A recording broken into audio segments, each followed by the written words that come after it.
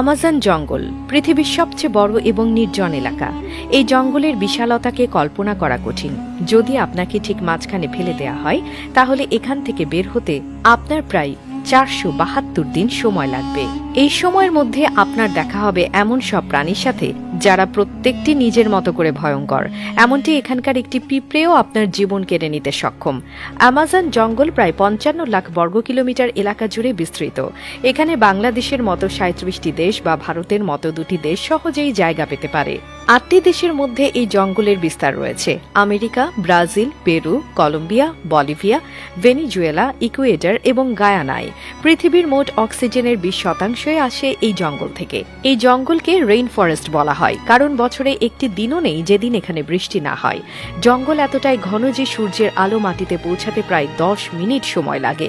এর ফলে দিনের বেলাতেও এখানে প্রায় অন্ধকার থাকে। এখানে 40,000